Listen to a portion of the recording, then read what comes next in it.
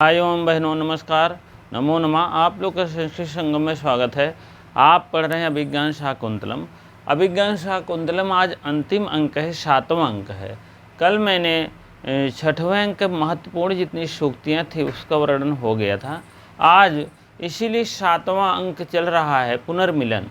इसमें जो भी सूक्तियाँ नए मतलब इम्पोर्टेंट सूक्तियाँ बनेगी, महत्वपूर्ण सूक्तियाँ, उसको आज के ही अंक में पूरा करा दिया जाएगा, ठीक है।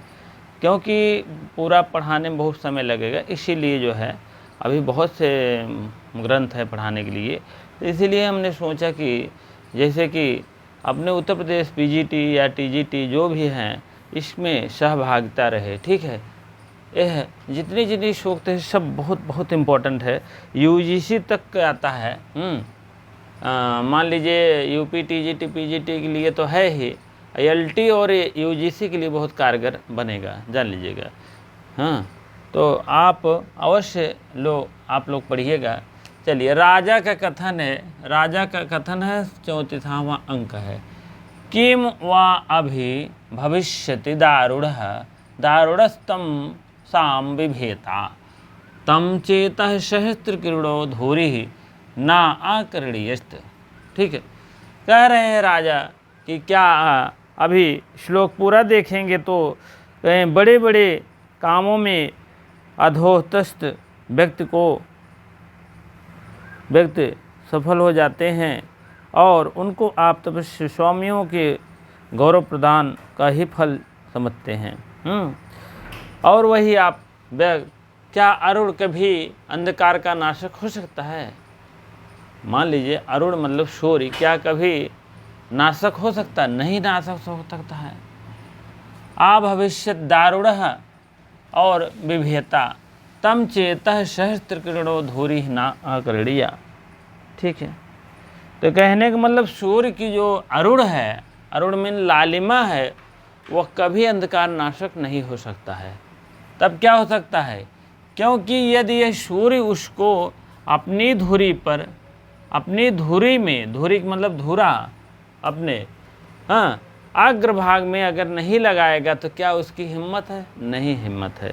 क्योंकि जो सूर्य है, सूर्य के अग्रभाग में इन्हीं की लगती है लालिमा, अरुण ही लगती है ना, अरुण पूर्व प्रकाश देता है, तो वही नाशक हो सकता है। तो वही कह रहे हैं अपनी धुरी पर अगर सहस्त्र किरणें सूर्य को न लगाएं तो क्या हो सकता है? अभविष्य दारुण हो, तो नाशक नहीं हो सकता है। ठीक है, वही बात है। चलिए, राजा जो है फिर कह रहे हैं, इसको आप लोग श्लोक नंबर 4 है और इसको आप लोग अंडरलाइन कर लीजिएगा। अब राजा एक वाक्य है, कह रहे हैं एक वाक्य है, थोड़ा सा आगे बढ़ेंगे हम। 17 नंबर वाक्य है, ठीक है, पेज नंबर 401 है। ठीक है, तेन ह्रान्य अनि अति क्रमणीयानि श्रेयांसी। तेन तो कल्याण की चीज़ों को छोड़कर नहीं जाना चाहिए। अनतिक्रम कमरणीयानि श्रेयांसी। श्रेयांस मीन श्रेयस माने कल्याण। कल्याण की चीज़ें जो है छोड़कर अनतिक्रम नहीं जाना चाहिए, छोड़कर नहीं जाना चाहिए। हाँ, राजा का कथन है, बहुत बहुत इम्पोर्टेंट है, इसको आप लोग अवश्य ध्यान दीजिएगा। अब 29 नंबर पर राजा का फिर कथन है, यति कांक्षति तपो भी अन्यम नयस्त तस्मिन्मस्ति पश्य यन्ति यमी। कांक्षत मीन होते चाहना। क्या चाहना? तपोवन के अन्य मुनि लोग द्वारा, तपस्याओं द्वारा जिन वस्तुओं की कामना करते हैं उनके मध्य में रखकर में यह तपस्या करते हैं। कहने का मतलब जो तपोवन के अन्य मुनि हैं उनकी तपस्याओं के द्वारा वस्तुओं की कामना करते हैं। अन्यम तपस्या तस्मिन् तस्त परस यस्य त्यामी। कहने का मतलब अन्य वस्तुओं को कामना करते हैं और उनके मध्य में रह करके मध्य में रहकर तपस्या करते उनके मध्य में रहकर तपस्या करते हैं। ये भी आप लोग अंडरलाइन कर लीजिएगा। बहुत श्लोक नंबर 12 है और वाक्य नंबर जो है 29 है। राजा का कथन है,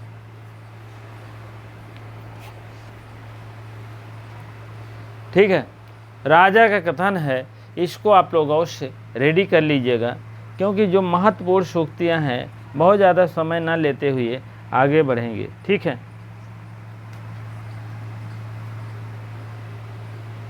चलिए लिख लीजिएगा। हाँ अब है अगला कथन है मातल का है। मातल में उत सर्पिणी खलु महताम प्रार्थना। उत सर्पिणी खलु महताम प्रार्थना बहुत इम्पोर्टेंट है, इसको आप लोग अवश्य ध्यान करिएगा, ठीक है। महात्माओं की इच्छा सदा ऊर्ध्वगामिनी होती है। वही तो कह रहे हैं उत सर्पिणी च महताम प्रार्थना। उत सर्पिणी मीन होता है ऊर्ध्वगामिनी मीन ऊपर की तरफ होता है, बहुत ऊंची होती है। कहने का मतलब जितने महात्मा हैं उनकी इच्छा सदा क्या होती है, ऊर्ध्वगामिनी होती है, ठीक है। तब बालह क्या कर रहे हैं, तुरंत नहीं है, 38 का है। अब जृंभस्व सिंह दंतास्ते गण इष्यते। बालक का मतलब वही बालक, सर्वदमन आ गया ना, सर्वदमन। और जिसको कहते हैं भारत, अंत में भरत नाम पड़ गया, ठीक है। क्या कह रहे हैं, ए शेर जम्भाई ले मैं तेरे दांत गिनूंगा। जिम्भस सिंह दंतास्ते गणिष्यते। जिम्भस मीन जम्भाई ले, सिंह मीन शेर। हे शेर जम्भाई ले मैं तेरे दंतास्ते मैंने दांत, गणिस्ते मीन गिनूंगा, मैं तेरे दांत को गिनूंगा, ठीक है। ए शेर तू जमाई ले मतलब ऐसे जमाई ले, आराम से लेट जाओ। अब तो आपको मैं दांत गिनूंगा कितने दांत हैं। जब यही दांत गिनते रहते हैं तो फिर जो आकर के पहुंचते हैं कौन, महाराजा दुष्यंत पहुंचते हैं। कहते अरे बाप रे, ये तो शेर दांत गिन रहा है जी, शेर का दांत गिन रहा है, ये किसका लड़का हो सकता है बताइए। तो ये अब राजता नामक को कवच पहना रहता है और गिर जाता है वहीं, और गिर जाता है। जब शेर का दांत गिनते हुए देखा तो कहाँ पूछने लगे बेटा क्या नाम है, तो बताने लगे। तो उसकी जो है अपराजिता नामक जो पहना था कवच वो गिर गया था, उसको उठाकर वो बांधने लगे। तब तक वहाँ से कोई सेविका आई, तब तक कह रही है कि पता नहीं कौन आया है और क्या कहते हैं अपराजिता नामक जो है उसको बांध रहा है। उसमें वो नियम है कि अपराजिता नामक अगर कोई सांप मतलब और कोई बांधेगा माता पिता के अलावा तो सांप बन के काट लेगा, उसका यही नियम था। तो जब उन्होंने देखा कि बांध रहे हैं और कुछ हो भी नहीं रहा है तो आश्चर्यचकित हो गई।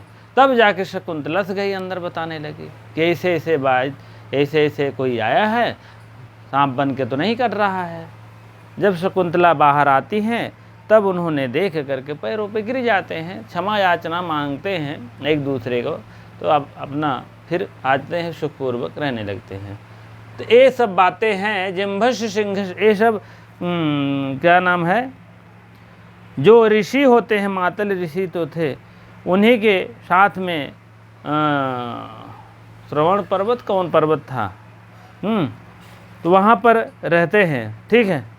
ये सब वहीं की कहानी है। जिम्भस ले लो सिंह तुम्हारा दांत मैं गिनूंगा, बहुत इंपॉर्टेंट है, जान लीजिए। बालह ले आएगा तो जान लीजिए बालह लगा दीजिएगा।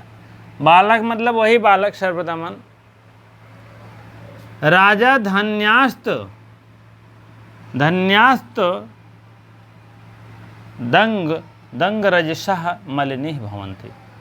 भाग्यवान लोग ही बच्चों के शरीर की धूल से मलिन होते हैं। जो भाग्यवान है, उसी की बात की अगली पंक्ति है, जो भाग्यवान होते हैं वही बच्चों के शरीर से धूल से मलिन होते हैं।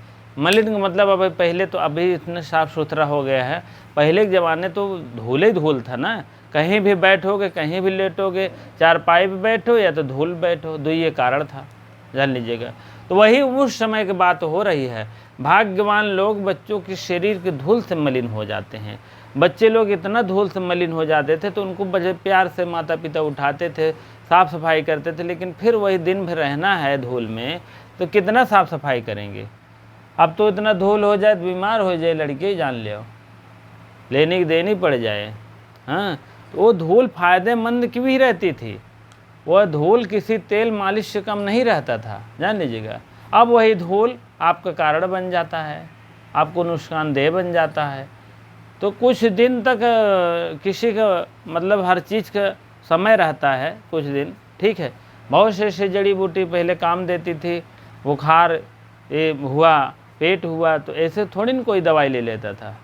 बुखार की दवा है, चिरैतो रहता पीस के पी लेते थे, हाँ, नीम पत्ती पीस पी लेते थे, हाँ, 10-10 दिन 15-15 दिन बुखार रहता था तो सब लोग वही चिराता पीते थे, पीस करके, हाँ, उबाल कर पी लेते थे, सुबह शाम काढ़ा बना देते थे। तो ये सब समस्याएं दवाई थी। और पेट वोट दर्द करता थे भी ऐसे तमाम प्रक्रियाएं कर लेते थे। अब तो है थोड़ा सा हुआ नहीं, तुरंत दवा।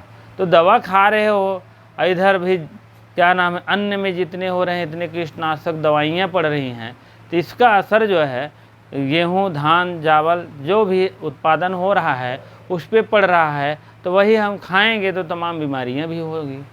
अब तो ये समस्या है, जितना खाइए, जितने मेहनत से कमाइए, बढ़िया किसान लोग जो भी अपना उपजाते हैं और उतनी मेहनत से जान लीजिए खाते पीते हैं, इतनी महंगाई तो उतनी महंगा दवा में लगाइए, सबसे बड़ी तेज समस्या है। हाँ, अब समस्याएं बहुत ज़्यादा बढ़ गई है। हाँ, कोई भी रोग का कोई भी समय नहीं है किसी का, जान लीजिएगा। तो इसीलिए शरीर नश्वर है, ठीक है। चलिए ठीक है। धन्यास्तरंग रजसा मालिनी भवंती, धन्य है हम लोग। हाँ, बच्चों के शरीर से धूल मलिन जो होता है वही धन्य है। सत्य संश्रय सुखो अपि दुष्यते, कृष्ण सर्प शिशु स्नेव चंदना। अब फिर राजा का कथन है, प्राणियों को आश्रम देने से शुक्र संयम क्षमाशीलता को काले सांप का बच्चा चंदन के वृक्ष को जैसे उस प्रकार क्यों दूषित कर रहे हैं। तत्व संश्रय सुखोवा दूषिते मीन क्यों दूषित कर रहे हैं। कृष्ण सर्पा में काले सांप जो होते हैं वह चंदन के वृक्ष जैसे उस प्रकार दूषित कर रहा है। कृष्ण सर्प शिशेन चंदना, शिशेन माने शिष्य के द्वारा शिष्य को चंदन के वृक्ष को मलिन कर रहा है, दूषित कर रहा है, ठीक है। ये भी बहुत इंपॉर्टेंट है, आप लोग अवश्य इसको लगा लीजिएगा, ठीक है। 18वां नंबर है। चलिए इसके आगे के हम चर्चा से करेंगे। हाँ, औरस में निजी पुत्र, लिख लीजिएगा कहीं। हाँ, पुत्रों की किस्म होती है, एक पुत्र औरस होता है जो निजी पुत्र होता है। और भी ऐसे हैं, आपको हम बता दे रहे हैं।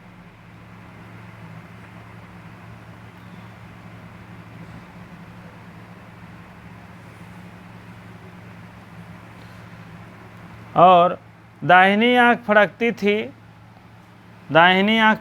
थी, आँख शकुंतलक फड़कती थी। और दाहिनी भुजा फड़कती थी दुष्यंत के जब ऋषि का आश्रम में गया था।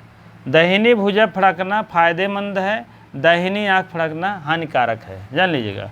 अब वही समझ लीजिए, बाईं भुजा बालिकाओं के या स्त्रियों के हानिकारक है और बाईं आँख जो है बालकों के लिए जो है लाभदायक है, दाहिनी आँख जो है हानिकारक है। ऐसे हैं, थोड़ा ये भी जानते रहिएगा।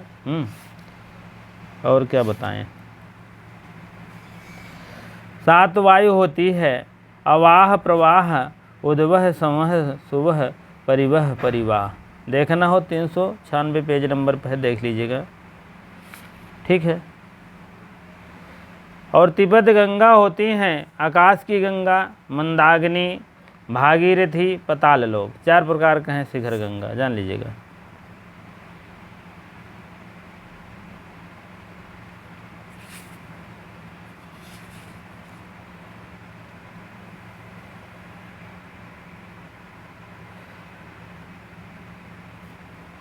चलिए अगली सूक्ति की तरफ बढ़ते हैं हम, ठीक है।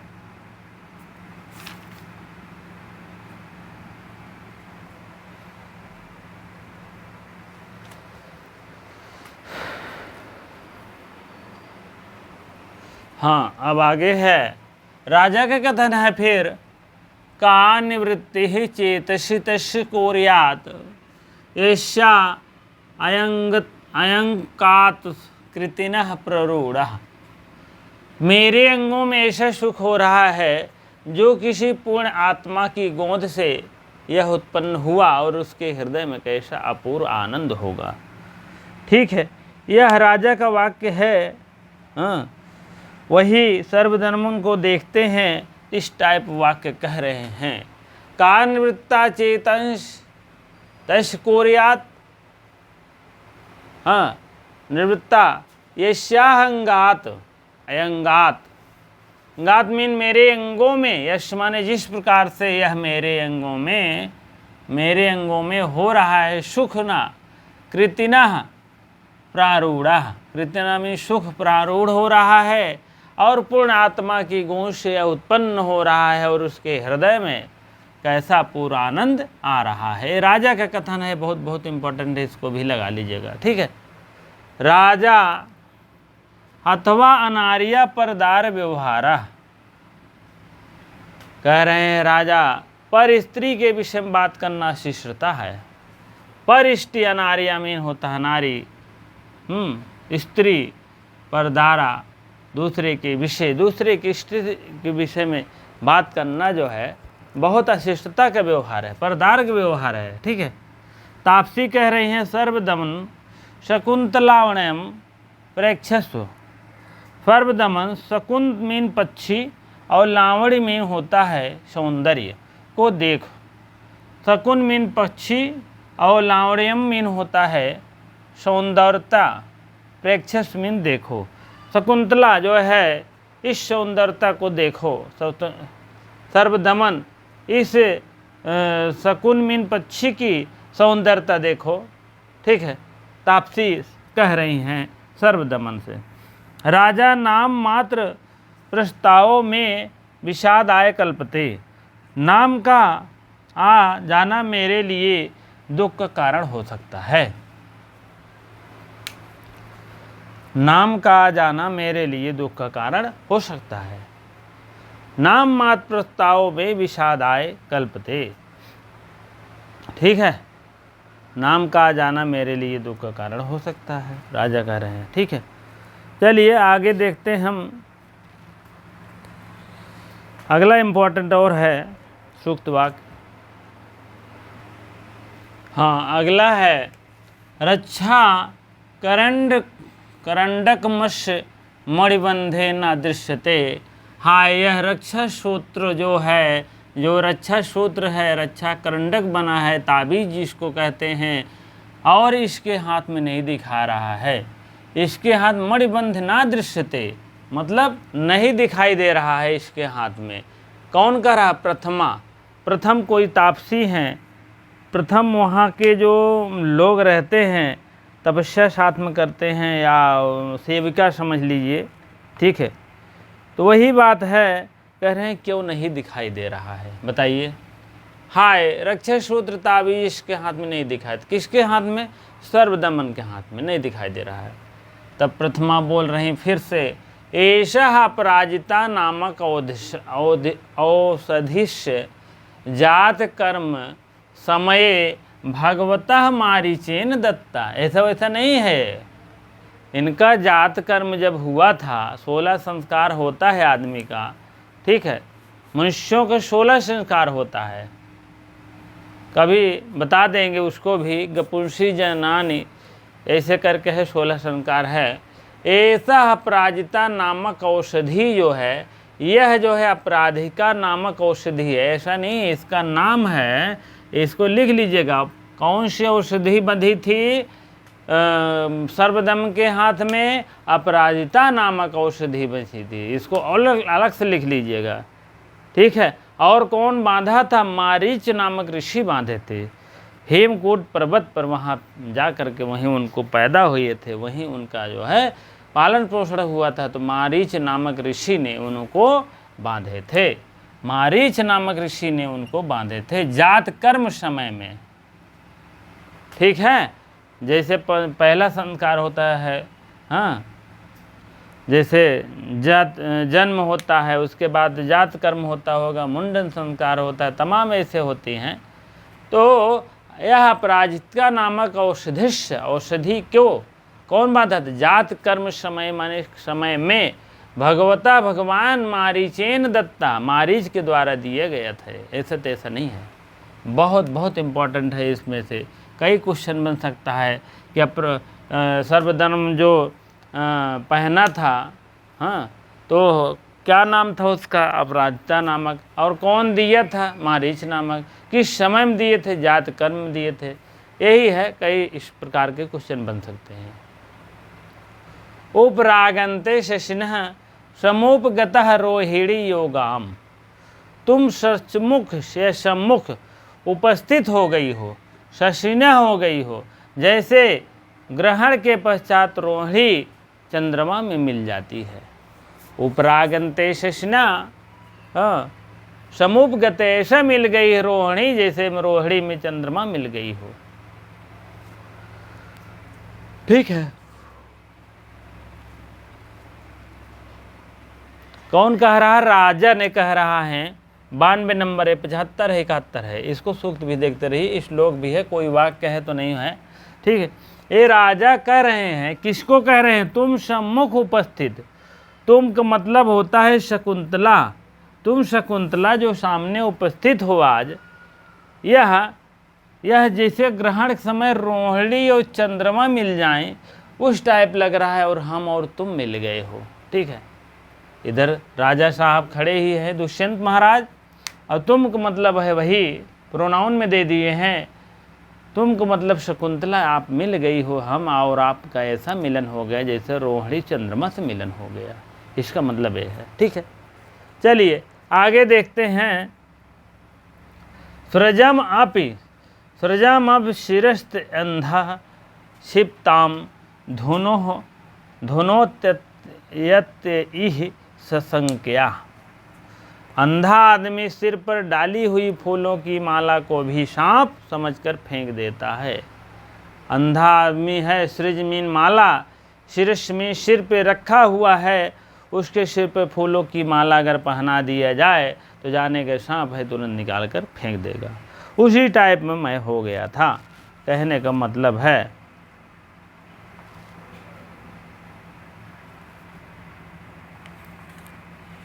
ठीक है,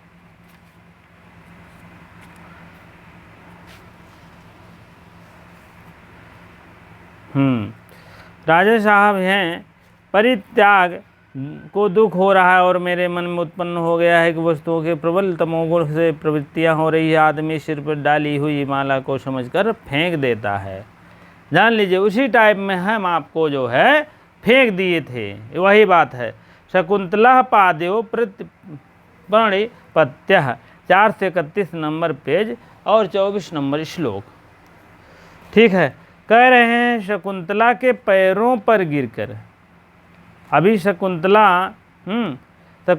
पादो प्रणिपत्य, शकुंतला के पैरों पर जाके गिर गए और अपना क्षमा याचना मांगने लगे। मैं तो बताया ही था, क्षमा याचना मांगने लगे कि इस टाइप में आपको फेंक दिया था, जैसे सृजम आप सृष्ट अंधा क्षिप्ताम धुनो अति हिंसकया। मतलब अंधा आदमी सिर पे ढाला हुआ है, उसको फूलों की माला तो जान लीजिए सांप पकड़ कर फेंक देता है, सांप समझ कर फेंक देता है। वही टाइप मैं आपको किया था। मेरी आप क्षमा याचना समझें और आप आगे बढ़िए। हम लोग अब मिलन होता है एक दूसरे को नई ज़िंदगी की शुरुआत करते हैं, तब जा कर के अब आगे बढ़ेंगे। ठीक है, नई ज़िंदगी अब शुरुआत करेंगे, अभी तो जो हुआ सो हुआ। ठीक है, आगे भी बहुत बहुत इम्पोर्टेंट है, 2-3 ठो तो नंबर 1 है। ठीक है, इसको आप लिख लीजिए, राइट कर लीजिए, तब आगे बढ़ते हैं।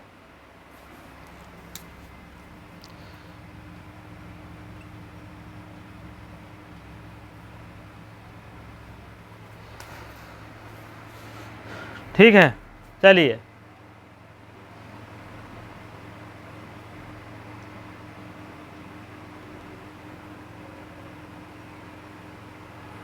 हाँ, अब अगला है राजा का अस्माद अंगुलिक्यो उपलम्भात खलु स्मृत रूप लब्धा। राजा कह रहे हैं, जब इस अंगूठी को मिलने से वस्तुतः मुझे तुम्हारी याद आई। अस्माद, अस्माद मीन यह अंगूठी, अंगुलिक्यो माने यह अंगूठी, उपालम्भात, उपालम्भात माने जब हमको यह मिली तब हमें निश्चित स्मृत रूप लब्ध हुआ। स्मृत माने आपका जो है स्मृत, याद, रूप, आपका चेहरा, सब कुछ याद आ गया। पता न कहाँ है कहे राजा। तब फिर अगला वाक्य कह रहे हैं, हाँ ये बहुत बहुत इम्पोर्टेंट है। अस्माद अंगुलिक्यो उपलम्भात खलु स्मृत रूप लब्धा। ठीक है, इसको अवश्य जानते रहिए। हाँ, यह अंगूठी मिलने से क्या हो गया, तुम्हारी याद आ गई है। ठीक है, राजा फिर अगला वाक्य कह रहे हैं, तेन ही ऋतु समवाय चिन्ह प्रतिपगताम लता कुसुमम।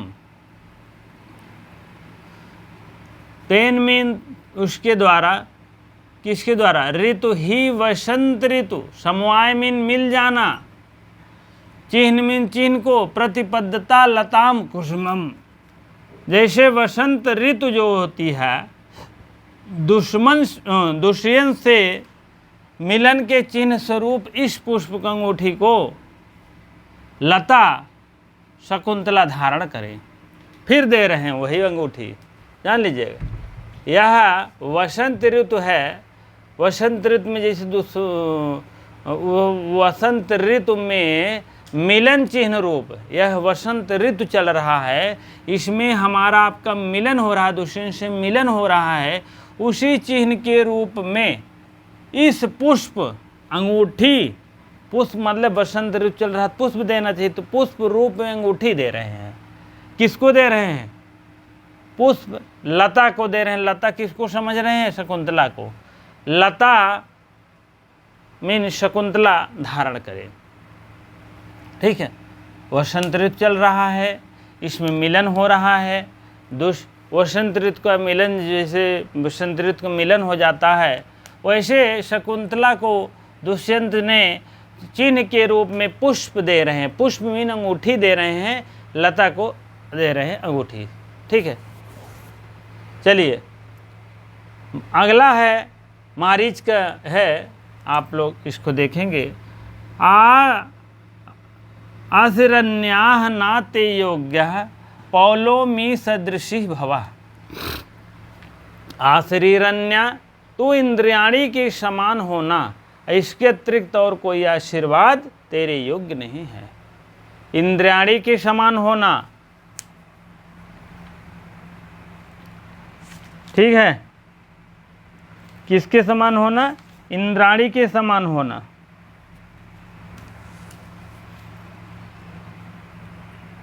इसका पूरा देख, पुत्री तेरा पति इंद्र तुल्य है। पति को क्या माने हैं, पति का मतलब है दुष्यंत। दुष्यंत को क्या माने हैं, इंद्र को माने हैं। ठीक है, और तेरा पुत्र जयंत के समान हो। हाँ, पुत्र, इंद्र पुत्र कौन है, जयंत हैं, तो यहाँ क्या हो जाएगा, भरत हो जाएगा, पुत्र लिख दीजिएगा। ठीक है, तो जयंत के समान हो, और तू इंद्राणी के समान हो। इंद्र हैं तो इनकी पत्नी कौन है, इंद्राणी है। ठीक है, तो यहाँ क्या पत्नी का हो जाएगा, शकुंतला हो जाएगा, शकुंतला। ला हो जाएगा, यहाँ पत्नी हो जाएगा, पत्नी। ठीक है, ये बात है। यहाँ पति नंबर 1, पति कौन है? दुष्यंत हैं। दुष्यंत कौन है? दुष्यंत के समान, इंद्र के समान दुष्यंत हैं। और पुत्र कैसे हैं? जयंत के समान भरत हैं। और पत्नी क्या है? इंद्राणी के समान शकुंतला हैं इनकी पत्नी। ठीक है, तो आप लोग इसको भिड़ा लीजिएगा, पूछा जाएगा तो। ठीक है, चलिए। आदिति उभय कुलन नंदनो भव, बालक दोनों कुलों को आनंदित करने वाला है। अब दोनों कुल क्या है, थोड़ा सा देख लीजिए। पुत्री, तुम पति के द्वारा बहुत अधिक सम्मानित होना, और यह चिरंजीव बालक को दोनों कुलों को आनंदित कर दे। तुम सब पर बैठ कर जाओ, तुम सब बैठ कर जाओ। कहाँ जाओ? अपने घर के जाओ, दुष्यंत वहाँ हस्तिनापुर जाओ। आदिति वही आशीर्वाद दे रहे हैं, हे बालक तुम दोनों कुलों को नाश करो, दोनों कुलों को आनंदित करो। एक तो माता पिता का ये कुल चल रहा है, तुम अपना भी जीवन, जब तुम्हारी भी शादी होगी, तुम्हारे भी बच्चे होंगे, तो वह कुल को आप ध्यान देना। ठीक है, दोनों कुलों को मतलब वही है। ठीक है, चलिए अब अंतिम ही चल रहा है, थोड़ा सा और कष्ट करें, थोड़ा सा, उसके बाद समाप्त हो जाएगा। ठीक है, हाँ चलिए। अब अगला है मारीच का कथन है, बहुत बहुत बहुत इम्पोर्टेंट है, जान लीजिए, बहुत बहुत इम्पोर्टेंट है। श्रद्धा वित्तम विधिष्येति त्रियम तत् समागतम। यह श्लोक है 29 है। दृष्टिया शकुंतलया साध्वी सदपत्यम इदम भवान। अगली लाइन है, और उसी नीचे वाली लाइन है, अंडरलाइन कर लीजिएगा। श्रद्धा वित्र विधिष्येति तृतीयम तत् समागतम। कहने का मतलब है, मारीच कहें प्रत्येक को निर्देश करके, यह साध्वी शकुंतला, कौन है साध्वी शकुंतला? यह सद्गुणों से युक्त जो है सुपुत्र है, और आप तीनों से सौभाग्य से श्रद्धा धन, सौभाग्य से श्रद्धा धन और विधि, यह तीनों जो है चीज़ें तीनों चीज़ें एकत्र हो गई है। अब इसको खूब समझ लीजिए। कहने का मतलब श्रद्धा वित्त विधि। श्रद्धा कौन है? अब आप यहाँ लिख लीजिएगा, श्रद्धा, श्रद्धा, श्रद्धा वित्त और विधि, तीनों चीज़ें लिख लीजिए। श्रद्धा आपका शकुंतला हो गई, ठीक है, और वित्त आपका वित्त मीन धन, अरे वित्त मीन धन, ये आपका पुत्र हो गया। पुत्र को मतलब सर्वदमन या भरत, सर्वदमन या भरत। ठीक, विधि आपके हो गए दुष्यंत, विधि मतलब विधाता, दुष्यंत हो गए। ऐसे लिख लीजिएगा आप। अवश्य पूछा जाता है, बहुत बहुत पीजीटी में पूछा जाता है। श्रद्धा कौन है? शकुंतला है। वित्त कौन है? पुत्र सर्वदम या भरत। विधि दुष्यंत हैं। ये तीनों जो है, तीनों का मिलान हो गया, बड़ी सौभाग्य से श्रद्धा धन विधि, तीनों चीज़ें एकत्र हो गई। श्रद्धा में शकुंतला लिख लीजिए, यहाँ भी शकुंतला, और धन मीन होता है वही भरत। भरत या सर्वदमन था पहले, बाद में भरत हुआ। विधि मतलब दुष्यंत, दुष्यंत या राजा, दुष्यंत। ठीक है, कहने का मतलब ये तीनों चीज़ें एकत्र हो गई। मारीच के द्वारा कथन है, भैया बहुत बहुत इंपॉर्टेंट है, जान लीजिए। मारीच ही उनको रखे, पूरे परिवार को, जान लीजिए। आज जो ये नया जन्म हो रहा है, अगर मारीच न रखे होते शकुंतला को, तो भरत हो रहा ये सब कुछ पता ही नहीं चलता कहाँ चले गए। जान लीजिए, बहुत बहुत उनको जान लीजिए कि साधारण मन है। चलिए, राजा का फिर कथन है, निमित्तम, निमित्त नैमित्तकारी को का कयो अयम क्रमस्त्वम प्रसादस्य पुरस्तु संपदा। कारण और कार्य, निमित्त नैमित्त जो होती हैं, कारण होती है, कार्य होती है। कारण और कार्य यह क्रम जो है, यह क्रमशः किंतु आपकी कृपा के आगे आगे संपत्ति चलती है। जैसे कृपा के आगे संपत्ति चलती है, उसी प्रकार कारण और कार्य चलता है। पहले कारण हुआ, फिर कार्य हुआ। पहले अंगूठी का कुछ शौक था, तब कार्य हुआ। फिर अंगूठी सची तीर्थ में खोई गई, कारण हुआ। तब अंत में कार्य ये हुआ कि नहीं शुभ कार्य किए। फिर इन लोग को छोड़ दिए, वहाँ के जो आए थे महात्मा लोग, सारंग, शारदत्त और गौतमी, तीनों को छोड़कर चले गए, कारण हुआ। तब अंत में क्या हुआ, कार्य आपका मारीच ऋषि के पास पहुँचे। मारीच ऋषि में पैदा हुए, कारण हुआ। मान लीजिए वहाँ पर ये लोग रहे, तो अंत में दुष्यंत आकर के यहाँ मुलाकात की है। ठीक है, यही सब कारण कार्य है। राजा कह रहे हैं, पदान दृष्टवा तू भवेत प्रतीतिस्त तथा विधो में मनसो विकारः। 31 श्लोक नंबर है, 31 है, 29 है। इसको आप लोग डैश करते चलिए, दो दो लाइन कहे जान लीजिएगा। पदान दृष्टवा भवेत प्रतिष्ठ तथा विधो में मनसो विकारः। उनके पैरों के चिन्ह को देखकर उनका विश्वास हो गया, उसी प्रकार मेरे मन का विकार था। उनके पैरों का मतलब होता है शकुंतला को पैरों को चिन्ह को देख करके उन्हें विश्वास हो गया कि मेरे मन का विकार था। ठीक है, फिर राजा कह रहे हैं, ममपि, मम धम अपि हो जाएगा। यहाँ मैं नौना मेरा हो गया, तो यहाँ षष्ठी का रूप बनता है एक वचन, जान लीजिएगा। अस्मद का रूप है ये, षष्ठी का अस्मद का वैकल्पिक विषय है। माँ नौना, मैं नौना। ठीक है, 3 बार आता है, 2 4 6 लिख लो। ठीक है, उसके बाद है क्या कहते हैं, ममपजा छपयतु नील लोहितः पुनर्भवः परिगतः शक्ति रात्मनः रातंभुः। ठीक है, ज्ञान गरिष्ठ कवियों की वाणी कृति का पूर्ण सत्कार हो, जो है सर्वशक्तिमान स्वयंभू शिव मेरे पुनर्जन्म की निवृत्ति कर दें। राजा साहब कह रहे हैं, मेरे पुनर्जन्म की जो है उसको भी निवृत्ति कर दे सेवक। ठीक है, निमित्त कर दें।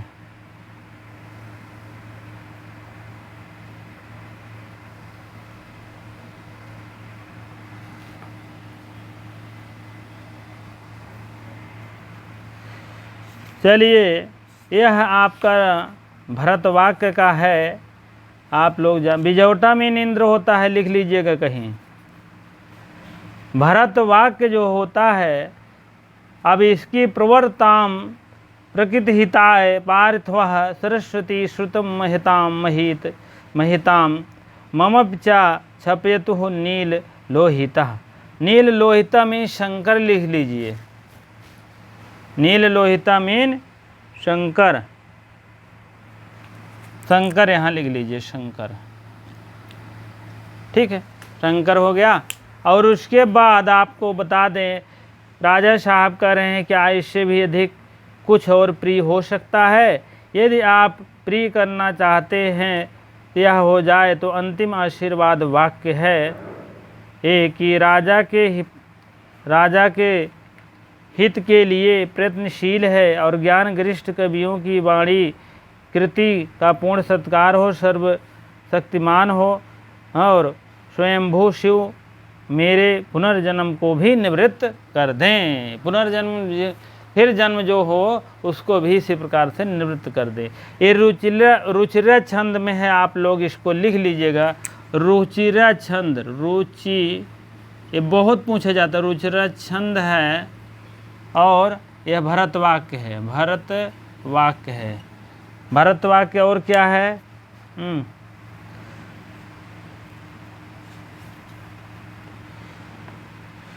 रुचिरा छंद में है, आशीर्वादात्मक है, इसको भी लिख लीजिएगा। यह रुचिरा छंद तो हुआ है, आशीर्वादात्मक नांदी हुआ, आशीर्वादात्मक।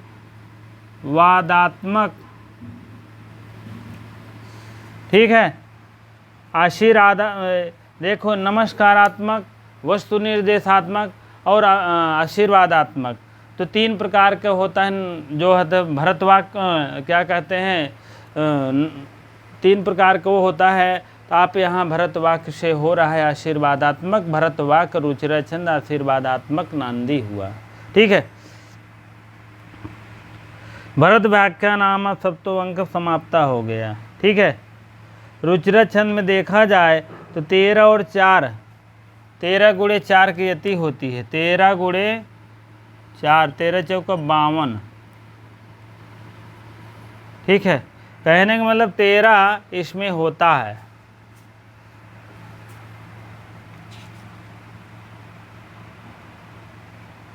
आशीर्वाद होता है, भरत का अर्थ है नट या अभिनेता, इसको भी लिख लीजिए। 1 2 3 4 5 6 7 8 9 10 11 12 13, 13 हो गया ना। यहाँ से यहाँ तक एक लाइन बन गया है, और यहाँ से 2 लाइन हम ले लिए एक लाइन में। 1 2 3 4 5 6 7 8 9 10 11 12 13। ठीक है, 13 हो गया। 13 13 13 13 13 चौका 52 हो गया। 13 वर्ण होता है एक में। ठीक है, यहाँ जो है वर्णिक नहीं है, मात्रिक नहीं है, वर्णिक है, वर्ण भी गिना जाता है, आधा अक्षर नहीं गिनाता, जान लीजिएगा। ठीक है, अब तो आपके समझ में आ गया होगा। इसी प्रकार से भरतवाक्य इधर भी हो रहा है, समाप्त हो रहा है। नाटकों के अंत में भरतवाक्य होता ही है। भरतवाक्य में कौन सा नांदी है? आदात्मक नांदी। कौन सी छंद है? रुचिर छंद है। नील लोहित कौन है? शंकर हैं। पुनर्भव कौन है? शक्ति। ये सब आप लोग जानते रहिए, बहुत बहुत इम्पोर्टेंट है। अब इसके बाद और क्या बताएं, प्रश्नोत्तरी होगा, थोड़ा सा आप वेट करना पड़ेगा, इसको बनाने को दिए हैं। और क्या बताएं, सब कुछ बता दिया मैंने जितना ज़रूरत हो सकी है।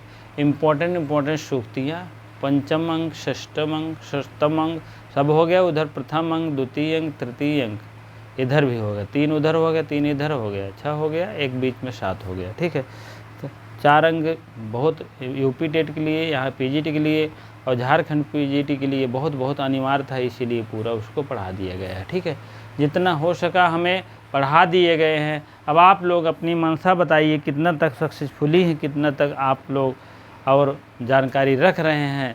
हाँ, और भी अगली पुस्तक पढ़ने के लिए आप अवश्य बताइए एक दिन के बाद। ठीक है, कि यह पुस्तक पढ़ाया जाए, नहीं जो क्रम चल रहा है झारखंड पीजीटी वाला 9 बजे क्लास में वही चलेगा। ठीक है, उसके बाद देखिए एकलव्य मॉडल विद्यालय आया है केंद्र से, ये भी देख लीजिए वैकेंसी। हाँ, फार्म अगर भर रहे हैं तो इसमें बताइएगा, इसका भी चलाने का प्रयास करेंगे। उसका 5 बजे हो जाएगा। ठीक है, एकलव्य वाला। ठीक है, तो आप लोग इतना जानते रहिए। और तो जो था और यही सब पूछा जाता है।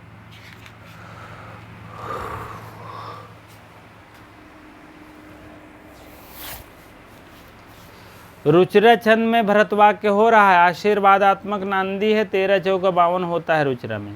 इसको अवश्य ध्यान दीजिएगा, जान लीजिएगा। बहुत बहुत पूछा जाता, टीजीटी भी पूछ ले जाता, भरतवाक्य में किसका वर्णन हुआ था। भरतवाक्य में है सर्वदन स्वयंभू पुनर्जन्म की बातें करते हैं, कामना करते हैं, आशीर्वाद ले रहे हैं, इसीलिए आशीर्वादात्मक नांदी हो रहा है। कौन आशीर्वाद ले रहा है? राजा दुष्यंत आशीर्वाद ले रहे हैं पुनर्जन्म में भी मैं ऐसे हूँ। किससे आशीर्वाद ले रहे हैं? वरिष्ठ कवियों के द्वारा और पूर्ण शक्तिशाली सर्वशक्तिमान शिव मेरे लिए पुनर्निवृत्त करें। कहने मतलब शिव शंकर की कामना कर रहे हैं। ठीक है, तो आप लोग भरतवाक्य इधर भी हो रहा है, उधर भी हो रहा है। आप लोग अब जो हो सके अवश्य इसको आप लोग पढ़ा करिए, पूरा वीडियो देखा करिए। नहीं समझ में आए फिर से देख लिया करिए। अभी प्रश्नोत्तरी होगा, अभी आपको 2-3 दिन समय लगेगा। आपको फिर लाइव क्लास रहती है, तो इसीलिए लाइव चलाएंगे, चाहे सुबह में चला दें 9 बजे, चाहे शाम को चला दें 9 बजे चलेगी, जान लीजिएगा। चाहे सुबह के 9 बजे में, चाहे शाम के 9 बजे। सुबह तो पढ़ाते रहते हैं, थोड़ा डिस्टर्बेंस हो जाएगा। तो क्योंकि इसका अलग खाका है, उसका अलग है, तो इसीलिए जो है देखते हैं, नहीं तो रात में ही कराएंगे। ठीक है, 2 दिन में हो गए, जान लीजिए। 2 पार्ट बनेंगे, 1 पार्ट 2 पार्ट। आप लोग उसके लिए अवश्य तैयार रहिएगा। ठीक है, आप इसीलिए कहते हैं सब सब्सक्राइब करते हैं तो बेल आइकन घंटी दबा देंगे ना तो कोई भी नोटिफिकेशन रहती पहुंच जाती है। ठीक है, अभी उसके लिए टाइम लगेगा, अभी क्वेश्चन बना है जो और बनाना पड़ेगा, और उसके बाद आप समझ लीजिए कि उसको छपाना पड़ता है टाइपराइटर से, उसको देखना भी पड़ता है, बहुत ध्यान देना पड़ता है संस्कृत मामले में, बहुत गलतियाँ करते हैं लोग लिखने में। ठीक है, इसीलिए जो है आप लोग जो है अवश्य तब तक इसको पढ़िएगा, देखेंगे कल अवश्य एक ग्रंथ शुरू हो जाएगा। ठीक है, नहीं तो आप लोग अपना बता दीजिएगा विचार। ठीक है, इसी प्रकार से इतनी देर बने रहने के लिए बहुत बहुत धन्यवाद। जो वीडियो को शेयर कर दिए, कि लाइक कर दिए, कि जो नए भाई बहन हैं अवश्य सब्सक्राइब कर लिए करें, उनके लिए बहुत बहुत धन्यवाद। आपका फेमस चैनल है, आपका अपना चैनल है, आपका समझ लीजिए कोई भी प्रॉब्लम नहीं होगी, जो भी आपको पूछना है खुले दिल से पूछ सकते हैं, कोई दिक्कत नहीं होती है। ठीक है, इतना कोई नहीं बताएगा। ठीक है, जितना हम आपके लिए तत्पर हैं उतना कोई नहीं रहेगा। ठीक है, चलिए इसी प्रकार से बहुत बहुत धन्यवाद इन देर बने रहने के लिए। ठीक।